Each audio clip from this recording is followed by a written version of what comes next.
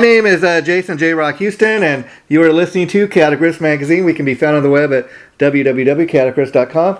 And this is Remembering Ronnie Montrose. Our special guest today is a Montrose Keyboardist, Ed Roth. And how you doing tonight, Ed?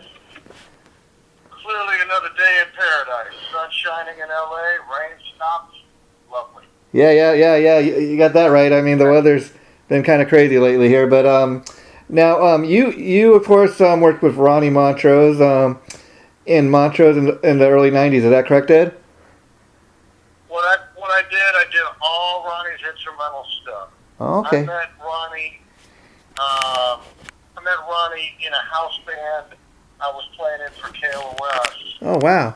And yeah, I used to do the house band thing. Mark Bonilla was actually the music director on that. And he brought me on that. We backed everybody and their brother, from Peter Frampton to Rob Halford to, I don't know. My brain is not working. Well, today, that's quite good now. Eddie Money, blah, blah, blah, blah, blah. Yeah. And it's the usual amusing Ronnie little anecdote. It was way back when we were doing it, I believe, at the Palladium.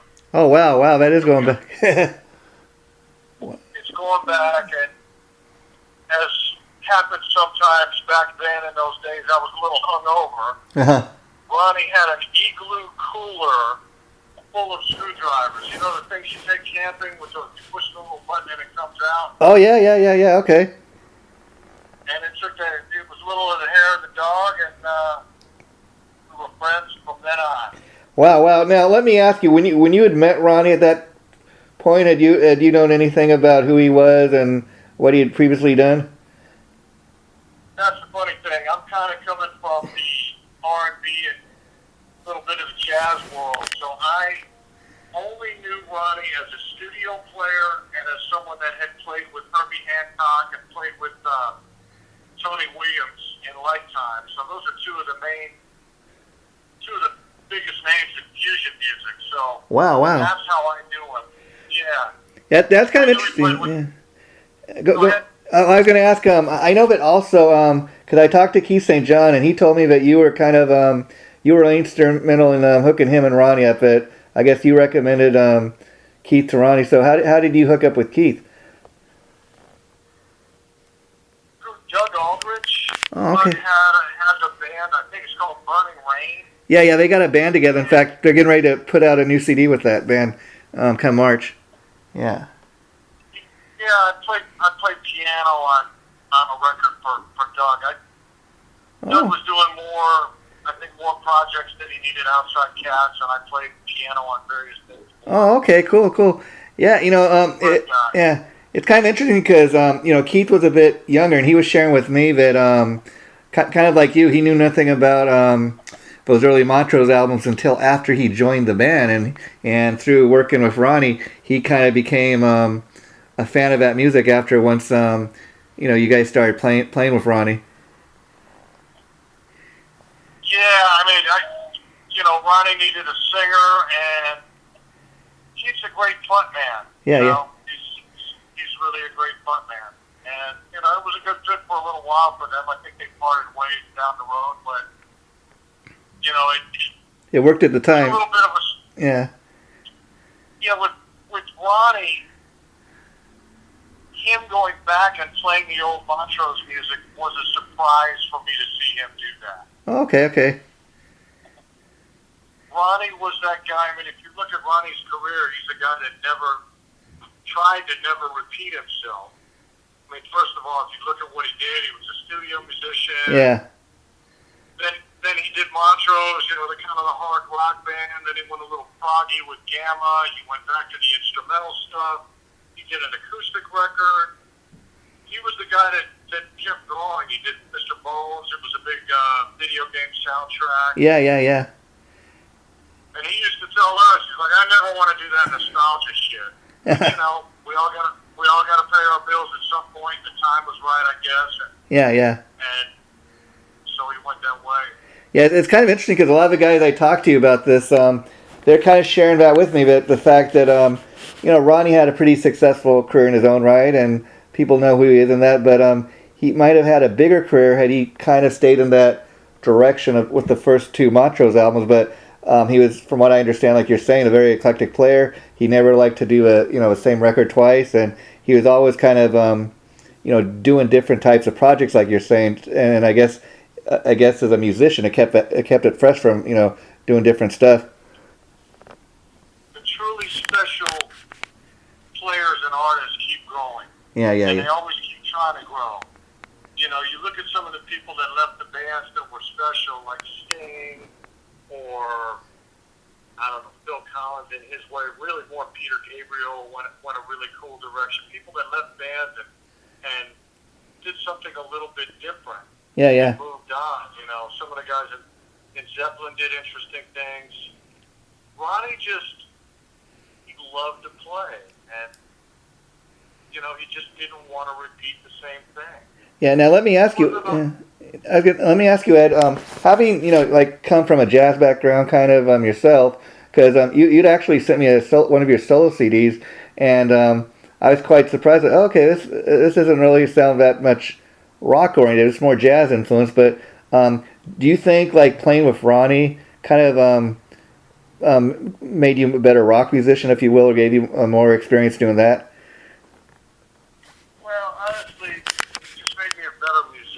Yeah. I mean, once you start putting shit into boxes, you're that guy that doesn't grow. Yeah. That's the whole thing of it. I mean, with Ronnie, I was lucky. I did all the instrumental stuff with him, but when he put Gamma back together to do a record, he called me to do that too. Oh wow! And I did a CJ thing. Yeah, I did Gamma 4. He did an album with CJ Hutchins. If Ronnie recorded something with keyboards, he called. Oh, okay. I was very fortunate to work with him. Wow. Oh, okay. Wow, that's amazing. Now, Ed, let me ask you. On the last Ronnie Montrose album they put out a few years ago, that 10x10 CD, you played on some of that, didn't you? Yeah. I honestly, I don't even know what I played with. Yeah. He had called me about that thing years ago when he was first doing it, and asked me about. I'll call Glenn Hughes and see if Glenn wants to do it. And then he just kind of put it down. People don't realize Ronnie was having a lot of problems with his hands. Oh. That's another reason he stopped doing the acoustic thing.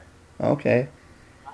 Ronnie had prostate cancer, and the medicine that was keeping him alive was giving him horrible arthritis. Oh, wow. And you're talking about a guy whose sound was 100% in his hands. Yeah. Used incredibly heavy gauge strings, and just he had an iron grip.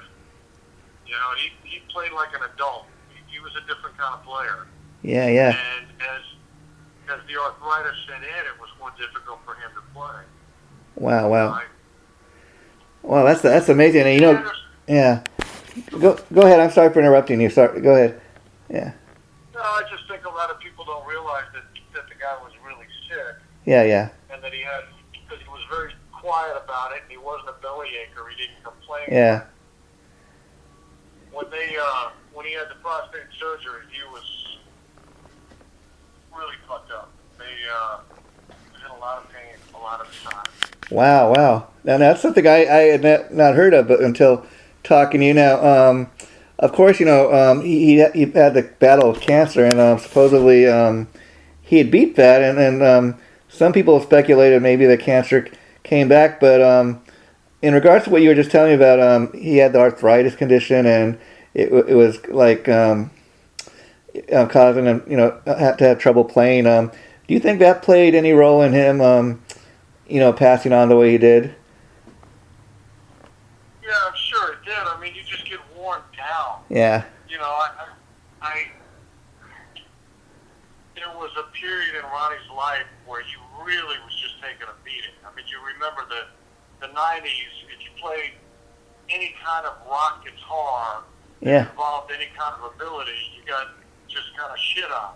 Yeah. And a lot of people had some problems, but, Ronnie especially didn't have a ton of savings. Yeah.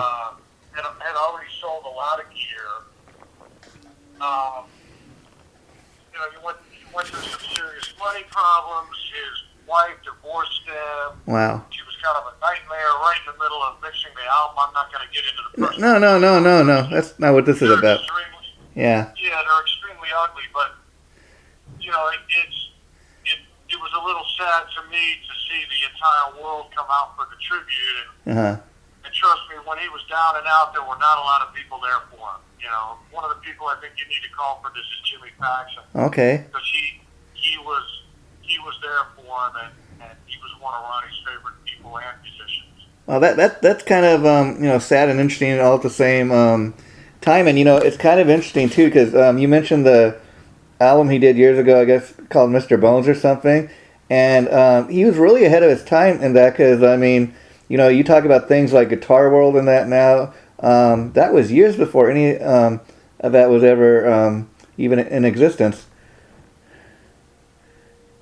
Yeah, I'm sorry. I didn't understand that. One more time. Well, I was saying, you mentioned he'd done this album, Mr. Bones.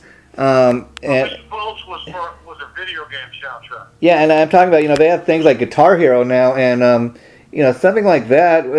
Years ago, people didn't even think about putting music into video games and stuff, so, the guy was really ahead of his time, even doing something like that.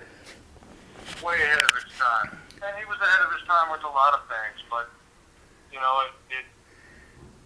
it's just kind of what it is. Yeah. He just kept trying new things, and he was open to new things. Like I said, that's why it surprised me to see him go back to the Montrose thing, but, the time was right, and I guess the money was right, and we all got to keep our lights on. Yeah, there you go. Yeah, there you go. Those were brilliant records. Yeah. I mean, Van Halen, what did they do? They hired Ted Templeman because they wanted his sound. Yeah. You make a very good point there. I mean, it's kind of funny that Sammy Hagar would go on to join Van Halen because if you think about it, Montrose was almost a blueprint for Van Halen. Oh, yeah. They were on tour together, I believe. Yeah. At one point. Yeah. It's just amazing, but I'm sorry. Go ahead, Ed. I don't want to interrupt you. All good. I'm just saying we're all serious. I mean, there was a really funny side to the guy too. I mean, he was a hilarious cat. He had what we would put on the high beams. He's a bass player that did some of the instrumental work with us. Myron Duff, great player. Oh, okay. Myron was with Santana. He's one of the Bay Area guys. And we would say, if Ronnie didn't like something you played or said, he would put on these high beams. He had those ice blue eyes, and for a minute he was shaving his eyebrows. He would turn those lights on you. They're the high beams. Wow. He was a funny cat. He hated to rehearse. He would say we need to rehearse, and he had a potato cannon. We'd shoot the potato cannon off somewhere for half a day. Then we'd go eat. Oh, you know what? I got to marinate some pork shoulder. Then he'd rewire his rack. I mean, the number of times that we said we would rehearse. We even tried going out of town to rehearse. Wow. Because we figured that way, there'd be no choice. But still, somehow, that was just how it ended. We just never would. Very funny cat. Now, was that, you think, just because he felt that he knew the tunes well enough that he didn't really need, he'd played them enough times, he didn't feel that he really needed to rehearse, or? Nah, I'd love to say it's something logical like that, but but my buddy was OCD to the max. Oh, wow. If you looked at his rack gear, he would take the nameplates off things and spray paint them black. Wow. Right? So you couldn't see a name in his rack. Every rack screw would match in the rack. Everything would be perfect. He made his own cables. He would put his own looms together for his pedals. And yet, here's a guy that whatever amp, it was just like a tool. I watched him play every kind of amp known to mix. People would give him gear to play. Yeah. And if he was short on bills at the end of the month, he'd sell whatever he had that that he wasn't using, somebody would give him something else, and it always sounded like Ron. You know, and it's amazing. A couple of these other guys I've talked to, they mentioned like what a great, friendly, down to earth guy he was, and just to give an example, I talked to this guy Greg Golden. He's a guitar player too, and then this other guy Gene Baker, and they both told me for years the reason they knew Ronnie was they sold guitars and instruments to him, and that was their relationship with the guy. And like I was talking to Greg Golden the other day, and he said, you know, I knew Ronnie for, you know, I sold him guitars for almost 40 years, and that's how I knew him. And you know, they're just telling me what a cool cat he was, down to earth, and really just so friendly and everything. Yeah, Gene, I know, spent a lot of time with him. He was always playing Baker guitars. Yeah. For a while, he was playing top hat amps. We saw a lot of Gene. He's a good guy. Yeah, sounds like it based on, you know, the stories Gene was telling me too, that just you know, how tight him and Ronnie were, and again, this is just you know, a guy was selling him guitars, and he's saying, you know, typically, you know, you sell equipment to people, and you don't have that type of relationship. He said, but you know, Ronnie was a different kind of guy. Now, Ed, you were kind of saying when you first hooked up with Ronnie that you kind of had an immediate connection with him. What do you think it was? Just your taste in music, or your commitment to being a, you know, your work ethic, or what? If he liked the way you played and you were in the band, he was great. If he didn't like the way you played, you were going to be gone pretty quick. Yeah, and you know, Mark Benilli was telling me an interesting story. He said, you know, that he said Ronnie typically didn't play with like any other guitar players, but he said when I played with them, he allowed me, you know, because we kind of complimented each other. That he said that was he really didn't play with any other guitar players, but I guess Mark over the years. Well, he mentored Mark a lot. Yeah. I mean, Ronnie mentored Mark a lot. I think he produced his first demo. I mean, the number of players that he helped and bands that he helped. Yeah. People don't realize there was I don't know why I can't remember names. Tesla covered a song. Little Susie. Yeah. You know, that's one. I think he helped Night Ranger a little bit. He was. That's just what he did. Yeah. If he liked somebody and he believed in him, but believe me, if he didn't like him, he could be brutal. Yeah. Like really brutal. I mean, he would say, he had a line like, "Son, you're gonna go real far in this business because you got a long ways to go." Yeah. That was a Ronnie classic. Another one was, "Will you do it for spec? How about triple spec? Or Yeah. don't spec to get paid?" Wow. Yeah. Those were a couple. It's a funny cat. It sounds Another like one that I'm thinking of. This is not musical. Yeah. He married another woman before Lisa. Okay. Lynette, and Jimmy Paxson and I went up for the wedding, and Ronnie had said, "Hey, you know, we were really having a lot of fun playing together."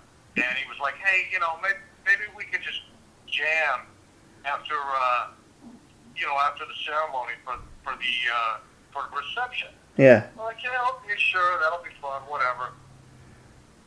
And Ronnie was already, the reception's just starting. He's like, "You know what? Let's skip the first dance. Let's start playing." He was that guy. Oh, wow. We're going, "Dude, if you don't do a first dance with your wife, we're going to be playing at your divorce party." That was kind of him. And the wedding was barbecue. It was nice. Yeah. Wow. That's, and getting back to the 10 by 10 album we were talking about a little bit ago, which is the last thing that they put out as a Ronnie Montrose album, and it was called 10 by 10 because they had some old guitar tracks that Ronnie left behind, and then they got like 10 different guitar players, 10 different singers to play on each track. And the interesting thing about it, I don't know if you got a chance to hear the final product, but typically when you have an album like that where you got 10 different singers, it doesn't sound too cohesive. But amazingly, I guess Ricky Phillips put the thing together, and amazingly, if you listen from that album from start to finish, it sounds like a Montrose album. It sounds very cohesive. So did you ever get a chance to hear the final product of that? Yeah, of course I did. I mean, I played on half of it. Yeah. What I would say is the singers were extremely extremely cognizant.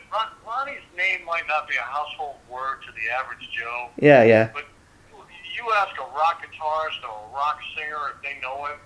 Yeah. If they don't, I got no respect for him. Everybody, people know him and they respect him. He was a pioneer. Oh yeah. In a lot of ways. So I think they try to respect and try to stay in that vein. Yeah. I mean, the tracks that Sammy did with it they're just wonderful. Obviously, he cared and spent time with it. Didn't just throw something on there. Oh yeah. And interesting enough, Ed, like I said, I was kind of interested to get your perspective on the album, like once you heard it, because again, even though I know you probably recorded the tracks you did, the modern way where you go and record your tracks and then they piece everything together. But once you heard, the final stuff that you played on, what was that like, kind of hearing the ghost of Ronnie? What was that experience like? As far as hearing his tracks, on that. Yeah, honestly, yeah, I heard Ronnie, and I didn't hear Ronnie. Nobody sounds like him on guitar. Yeah. Some of the people that can really sound like him. I mean, one of the guys is actually Sam when he's playing guitar. Oh wow. Sam's got that tone. He doesn't play like him, but he's got that old school, ballsy, not all affected, not compressed tone. He's got a cool thing. Yeah. A guy named Tommy Thayer, when we did the tribute that plays for Kiss. Yeah. Absolutely. When we did that first tribute, absolutely killed it. Mitch Perry does it really well. I mean, Mitch sounds like Mitch, like Tommy sounds like Tommy. Yeah. But you hear that it's an era almost in the sound. It's a certain time. Yeah, and it's funny because, like you said, if you go around the rock community, most people have heard the name Ronnie Montrose. But I'll tell you, I've been doing these interviews with people. I got this idea to interview people for this Remembering Ronnie Montrose project as far back as 2013. It's taken me a little longer to kind of get to the point where we are now, and we're about ready to wrap it up. But the initial reason I got the idea was shortly after Ronnie died. They put on a tribute concert shortly after his death, the first one, and shortly after they released a DVD of the concert, and somebody sent me that to kind of write up a review of, and I of course knew who Ronnie Montrose was. I'd heard those first two albums, and then after watching the DVD, I was amazed. Like, wait, Ronnie Montrose. Okay, so he has a lot more to his legacy than just those first two albums. Everybody automatically thinks, Rock Candy, Space Station Number 5, and all that classic stuff. And then, lo and behold, I kind of find out, wait a minute, Ronnie Montrose, he played on Free Ride. He played on Frankenstein. Those are two, like, classic rock songs that I've always loved, especially Free Ride. I mean, 40 years later, that's still a rockin' tune. And to find out Ronnie Montrose played on, I thought, wow, how did I not know that? And then once I started digging into some of the later stuff myself, I thought, wow, it's a shame Ronnie's not here to tell a story, so I would love to talk to some of the guys where either were, influenced by him or actually played with him to kind of find a little more out about who this guy was. Because it's amazing. When I just started discovering some of the later stuff myself, see, that's the thing. I don't think people realize how much music there is to the Montrose legacy, if you know what I mean. Yeah, one of the songs to me that defines him is what he did with Town Without Pity. The guitar sings. Yeah. It just sings the whole way through the tune in a way that very few players do. There's a handful of guys that can pull that off. Instrumental, you got no vocals. Something's got to sing. Oh yeah. That really sings. What'd you think of that tribute show? I can tell you from my end, from playing on about half of it. Yeah. I can tell you the inside track, but I'm curious what you saw. Well, I think from a fan perspective, I think it's great that they've been putting this on for like the last 4 or 5 years because I'm talking about the first one, the very first one in San Francisco.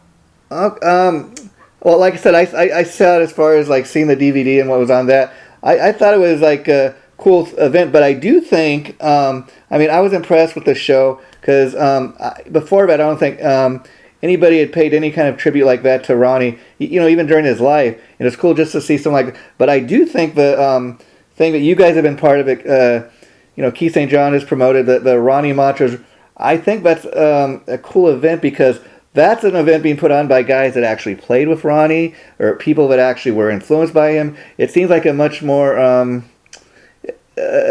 don't know how to say it, but I think that's a cool event in the sense that these are guys that actually knew Ronnie and played with him, as opposed to a guy like in a suit saying, "Okay, I think we're going to put together this great tribute show and we're going to make a lot of money off Ronnie Montrose name." That's kind of my perspective, if you will.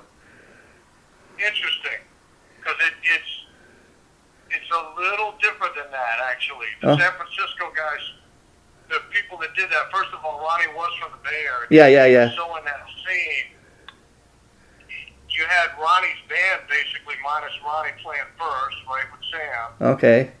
Actually, no, the guys that played first was Neil Sean, Steve Smith, Ricky Phillips, and me playing his instrumental stuff. We kicked off the show. Yeah, and then I think Derrick St John or Derrick St Holmes played. I think, and I do remember. Yeah, Bill Church. Yeah, that's a little bit later. Okay. The first bit of the show were really guys. I mean, Steve Smith was in Ronnie's first instrumental big touring band. Yeah, he actually got the Journey gig because from that. Yeah, wow. Yeah. So and he's a total gentleman, by the way. And yeah, Neil Sean, who knew Ronnie in the Bay Area, of course, and Ricky, who had played with Ronnie a bit, also, and they were good buddies. So I guess you could say that first one that you're talking about right now, guys were actually maybe a little more established, and a couple of them had actually played with Ronnie, like you said. Whereas this thing they have out here too, it seems like you don't see Sammy Hagar or Bill Church or any of those guys, but see some of the local hard rock guys, or as well as guys that it's younger players. Yeah, it's younger players, younger. And I think it's great. Yeah, it's great that Keith does the work, to put it on. It's really great that Lisa's a part of it. Ronnie's widow. Yeah. It's great that younger players are out there. Some younger, Phil Demmel played this year. Great player.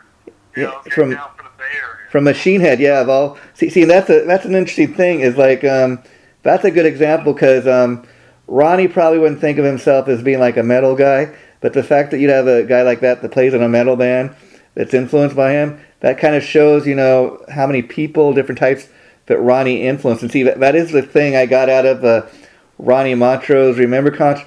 I look at all those guys that play that, and I come to a realization. Man, look at how many of these musicians Ronnie Montrose influenced. Yeah, he definitely left his mark. Yeah, like I said, it was. Yeah, it's just. Left his mark. Yeah, and it's amazing because if you just look at a lot of people when they think of Montrose, they think of Sammy Hagar, Bill Church, Dean Carmassi. And then you got guys like you and Keith St. John's that played with him, Mark Bonilla later on. But he even played with guys like James Kodak that would go on to, briefly be in Warren. Then he went for like over 20 years. He was in the Scorpions. So he was one of these guys too that, as great of a musician he always surrounded himself with people that were equally as talented, brought something to the picture. And many of these guys that he played with, like you said, they got their start playing with Ronnie. But then they would go on to bigger and better things, if you will, and they've had lasting careers of their own. Yeah, he and Mark got together long ago. They go way back. They're old friends. Oh yeah, he told me, he said even before Ronnie produced his demo and that, he said they'd known each other for many years, and he just said, that they were very, very good friends, and he said it was kind of like, Ronnie helped me out, but we knew each other before that from the kind of from the scene, and we kind of grew up together. And he said it was kind of interesting, getting to work with him later. But it sounds like they were really tight friends. And then Mark told some really great stories. So I can't wait for you to hear his interview and I want to thank you so much for suggesting I talk to him because he really did have a lot of great stories to tell. Yeah, a lot of the ones I have are not clean, so they don't really they don't work for the radio. But no, but I gotta tell you, Ed, it's kind of interesting to get your perspective too, because again, like Mark, you're another guy that played with Ronnie, and and I'll tell you, all the interviews I've done so far, I've never had anybody tell me about him having his little arthritis condition, and so we're getting each guy we talk to, we're kind of finding out different little things about Ronnie that maybe none of the other guys that have shared. So we're getting a little something from everybody, and that's kind of the whole idea behind doing these interviews here. Well, Mark and I and Jimmy Paxton and C.J. Hutchins are going to be as close as you're going to get to them. We spent a whole shitload of time. Jimmy and I did a whole summer doing instrumental touring. I must have done, I don't know how many others, doing acoustic tours, and we spent a lot of time with him. And Mark spent forever with him. Mark was before any of us. Before Mark even moved to L.A. Wow. He was hanging with them. Yeah. Yeah. Another guy you need to talk to is Troy Licata. Okay. Yeah. We did the Gamma 4 album at Troy's studio. Yeah. And they're old friends, and Troy's a lovely guy. And so, as a guy that played with Ronnie, what has been your? I mean, you kind of shared this already, but what's your experience like at these Ronnie Montrose Remember concerts, where you get to participate and get up with some of these guys and play these old Montrose tunes? I'm not playing as many old Montrose tunes. When I'm there, I do a bunch of instrumental songs, so that part of his life is represented. Oh, okay. I usually do Open Fire. I usually do Town Without Pity. Whatever Edgar Winter stuff, I usually play on that. Okay. Ronnie also played on Tupelo Honey. And I'll play a little organ on some of the older Montrose stuff, but how do I put it? Mm-hmm. I played a lot more with him than probably most of the people on that bill combined, so I kind of need to be there. Oh yeah, definitely. Yeah, no, whether I want to be there or not. Yeah. I need to be there. And Jimmy Paxton needs to be there, and C.J. Hutchins, his best friend, who does a little short acoustic set. They need to be there. What's beautiful about the event is you got all these young musicians. Maybe they're not young, but they're younger. Younger than, yeah. There are some young ones. Yeah. And they're coming in and they're excited about the music. They're keeping it alive. I mean, I've heard some guys. I don't know that Tracy Guns is young, but I remember hearing him and just going, wow. Yeah. Such a nice, strong, organic tone. Not at all what you expect when, from somebody out of that era. Yeah. And he's a wonderful player. Yeah. No demo, I thought Machine Head, that's real heavy stuff. He sounded wonderful playing that music. And so, so you're telling me that you had played like acoustic shows. We did instrumental stuff, but when you played with Ronnie, did you guys ever get a chance to do perform any of that early Montrose stuff, or did you strictly do instrumental stuff with him? He would sneak in Rock Candy or Space Station. He would sneak in maybe one song as an encore. But that was kind of it. I mean, we played all instrumental music for a good while. Yeah. And there was a time where you could make some money doing that, and then when that time passed, you got to move on and do what you got to do to put the lights on. Yeah, and it's different types of music. But let me ask you, Ed, as a musician yourself, what do you find more challenging?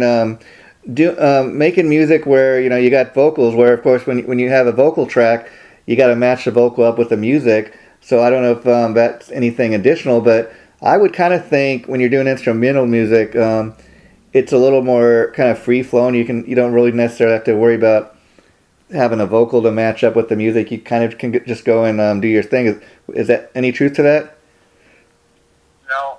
No? Quite honestly, if that's what you do, you just have a mess of guys playing together that aren't listening to each other, and it just becomes chaos. If anything, you got to be more aware of what you're doing. What the melody is. Oh, that melody has to stand out. I mean, there's got to be a focus, otherwise it just sounds like a bunch of guys doodling.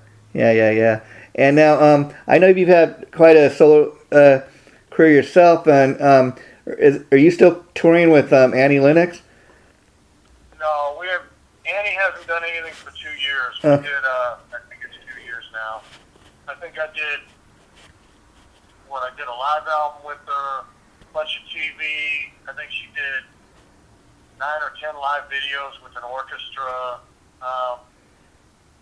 Had a nice little run. It just, you always wish the really cool ones would go on forever. But I've been lucky. I've worked with some great people over the years. I've been very fortunate, very lucky. And I know you were very busy touring last year in support of your last solo album. Are you? What else are you currently working on? Any new solo music or anything right now? Yeah, February 22nd, I have a solo acoustic piano record coming out. It's just nothing but piano, no overdubs, just piano, and it's straight ahead jazz. It's the opposite of probably what your listeners listen to, but yeah, but I will tell you. Yeah, I will tell you this. I think you had sent me a copy of the last solo album that you were touring by last year, and I will be honest with you. When I'm a guy who typically listens to hard rock and metal, but I listen to this stuff with an open ear. Okay, and for what it was, I'll be honest. I was not expecting the guy that played for Ronnie Montrose to do an album like this, but it was not bad stuff. And that's the thing. I think if more people would listen to things with an open mind, and that might actually enjoy it. So I'd be eager to hear of a new album once it comes out. So I'm glad to hear you have a new album coming out in just a couple of weeks. Yeah, I got to do the shameless plug. It's called Jazzland. And it's on Bunzalo Records. Don't ask me where the label came with that name, but but you can find it. Just add Rock Jazzland. It's pretty easy to find. And now it's coming out February 22nd. And now, in regards to the new album, do you have other guys like in a band that play with you, or is this all strictly you doing everything? It's just piano. Oh, cool. No other instruments. Yeah, it's all solo piano. And will you be doing any live shows to support that? Yeah, I'll probably do stuff as a trio. I think people have a certain limited attention span. Yeah. When we did Ronnie's acoustic thing, he'd do a couple songs up front, just solo, but after a little while, people want to hear drums and bass. They want to hear something else. Maybe if you're in the Performing Arts Center and everybody's got a tuxedo on, yeah. You have a chance of them not listening, but. And what's that like? Like, because again, doing a show where you're sitting at a piano, that's got to be a kind of a. I mean, you're a keyboard player. Don't get me wrong, but typically when people go see a live show, they're expecting a band up on stage, and you're kind of the guys are moving around. But that's kind of a cool thing too about what you do is it's kind of a different vibe in that you're at the piano. It's much more maybe relaxed than your typical say rock show or whatever. I don't know if relaxed is the word, but it's a whole different thing. I mean, it's probably it probably hasn't helped me, but I've never been the guy that plays to the crowd. Yeah. I play what I believe is right, and I do the best I can, and sometimes it's great. Yeah. Sometimes it works, sometimes it doesn't. You just do the best you can. That's all you can do, and I find probably like you Ed that it's best to like when you put an album out or something like that. I find when you're doing music or whatever that comes from your heart, that's really the best stuff as opposed to going in there and just kind of trying to follow the latest trend and a copycat what everybody else is doing. And even when you listen to music, you can hear that when people are trying to be something that they really aren't. Absolutely, music has got to come from the heart, not from the wallet. Yeah. And I also saw some I think it's for your last solo album, some music videos you had up on YouTube. Any chance you'll be making any new videos for some of the songs off the new album? Yeah, I don't know. I think these guys are going more for streaming and jazz radio with this one. Oh, okay. Either either got to do an artsy video or you got to do an animated thing. Nobody wants to see a guy sitting and playing at the piano. Yeah, yeah, yeah. Unless unless you're somehow doing the Jerry Lee Lewis thing while you're playing. Yeah, and I'd imagine like doing instrumental music too. You know, it's very got to be very creative too in the sense that you know, you just kind of you come up with like great sounds, and the thing is, you know, like a lot of times when you have vocal tracks, it kind of tells a story when people listen to a song, but at the same time, people are trying to interpret what the song means. Where when somebody's listening like to an instrumental track, they kind of can. They're not so worried about what the song means. They can determine, oh, this is what it sounds like it means, or when I listen to this, it gives me this feeling, you know. Yeah, that's I guess the joy of an instrumental and the challenge of it is really reaching people. Yeah, You yeah. know, I mean, it's conveying an emotion, and you know, to go back to Ronnie, he always played everything with the conviction. You got the feeling. I mean, I didn't see him in the end when he was back doing the old Montroses. But Yeah. I can tell you, when we were doing the instrumental stuff, he played every time like it was the last time he was going to play. Wow. And yeah. And what do you remember? Do you remember anything special about Ronnie? Maybe, but the very last time you saw him, or was there anything that about the guy when you think about about Ronnie Montrose that really stands out to you? Well, yeah, it's that. I mean, you know, he's a complex guy. We're all complex people. Yeah, yeah. You know, he wanted to keep growing. He had a great conviction about music, but he loved life, and he was a funny cat. He could be a tool like the rest of us. You know, we're all our own worst enemies sometimes. But Yeah. I mean, there's so many different things I can talk about with him. Yeah. So many different ways that he wanted to go with music, but Yeah. you know, I think he lived life on his own terms. He always had a problem with booze. You know, he had an abusive dad, which was kind of a drag. Wow. And he suffered from depression, and I think a whole combination of things happened, and he got himself so drunk that was the only way he could, you know, leaving this world at that particular second. Yeah. Seemed like the right thing to do. Yeah. You know, we never understand these things when people do them, but Yeah. Well, he like, had a lot more problems than he let on. Yeah. Never complained. So he's one of these guys that hit his depression or hit his pain well, which it sounds like you kind of knew him really well to kind of know he was going through that. But when you heard the news of his passing and the way he passed, were you at all shocked, or did you think, oh, you know, not really surprised, or? I was pretty surprised because he was real happy with Lisa. Yeah. And I thought he was getting better. I knew he was having a lot of problems with his hands. You know, you got to remember two guys that both Mark and I played with ended their life the same way, Ronnie and Keith Emerson. And I don't know if Mark told you anything about the little All-Star project. No, not really. Yeah, Mark had an All-Star project with Ronnie, Glenn Hughes, Keith Emerson. Okay, he talked a little bit about that. Yeah. Okay, but yeah. And I was surprised that he'd actually played with Glenn Hughes. I wasn't aware of that. Yeah, well, here's a good Ronnie Glenn Hughes story. So we go back to the funny and the positive. We were doing one of those KLOS shows, one of the radio shows, and Glenn Hughes and David Coverdale were playing together for the first time in must have been 20 years or something crazy like that. I mean, they talked to each other and everything. And Yeah. Glenn would do some guide vocals, I believe, for Dave when Dave wanted really an R&B kind of a riff or melody. And, you know, Glenn would throw that out there, but they hadn't played on a stage.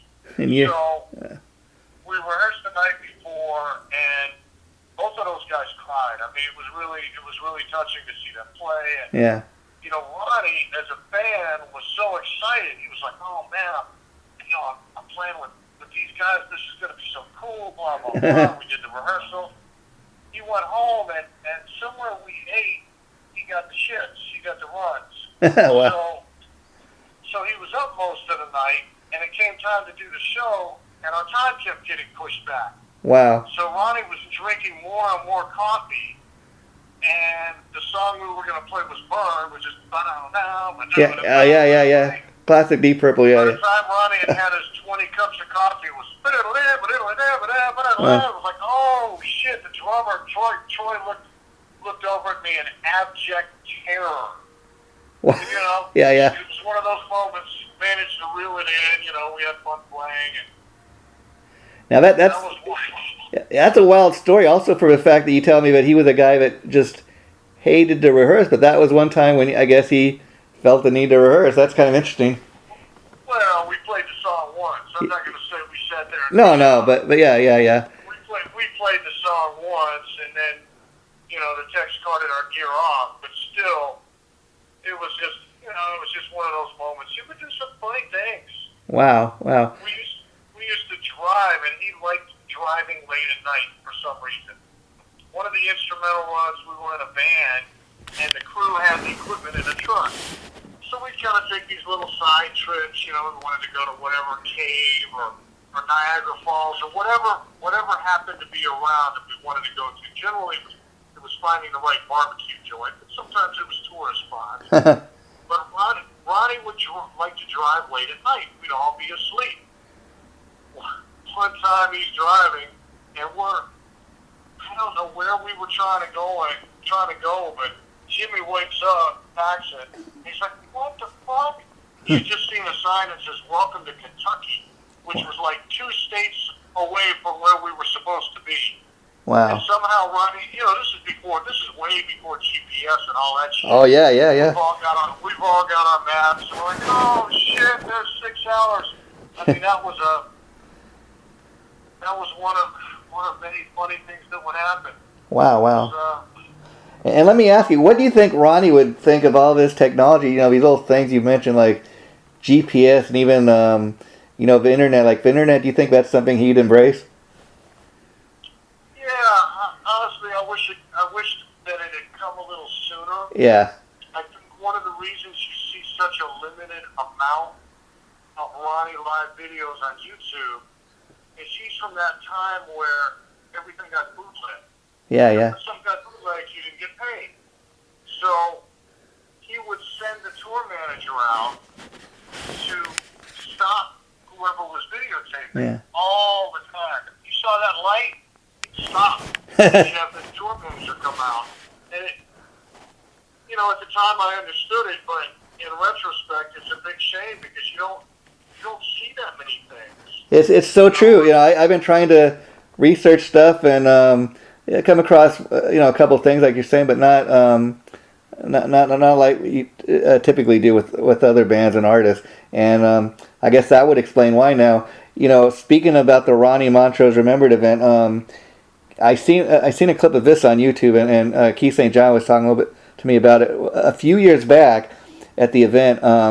They had Bob James, who was the singer that replaced Sammy, show up at one of these events, and the interesting thing is Bob James really has kind of fallen off the musical map. A lot of people don't even know what he's doing or where he is. I guess Keith somehow magically was able to track this guy down.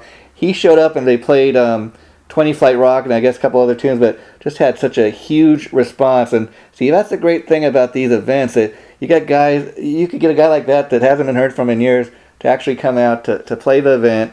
And my next question is, what do you think Ronnie would think about this Ronnie Montrose Remembered annual event that we have now? Do you think he'd be at all surprised to find out that this many people would put on a show, paying tribute to his memory? What do you think he would think of something like this?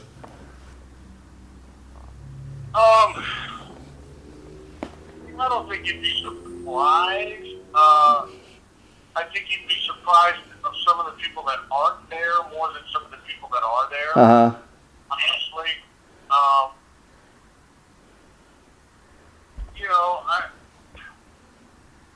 I don't have thought down the road like that at all. Yeah, yeah. He just loved to play.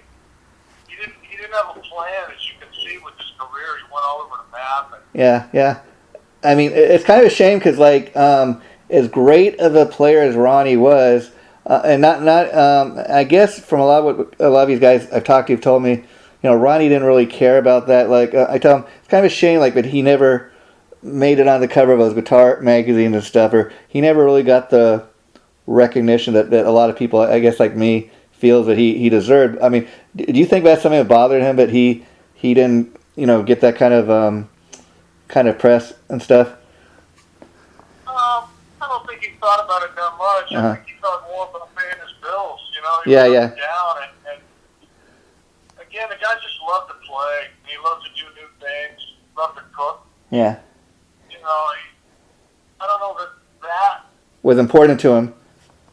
Yeah, I mean, maybe it bothered him a little, but he sure never complained about it. I mean, really, the guy was the American Jeff Beck. So true. And you know, the thing again that I myself had discovered a lot of just all this great music that he put out. You know, I was amazed. Okay, there's a lot more to Ronnie Montrose than those first two albums, and a lot. That's a sad and good thing at the same time.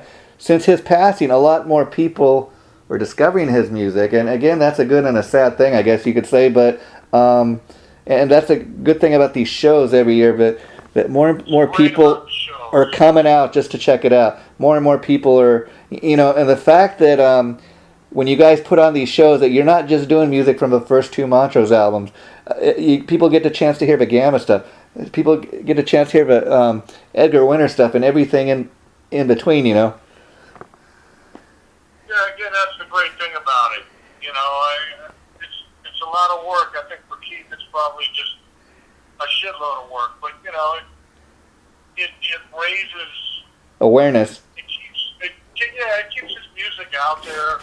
I mean, you know, it's a good thing. I mean, Jimmy Paxton and I have been talking about doing like an instrumental one, you know, and having different guitar players come in and play it. You know, that would be cool, and I'll tell you why. Because probably the same reason you're thinking of.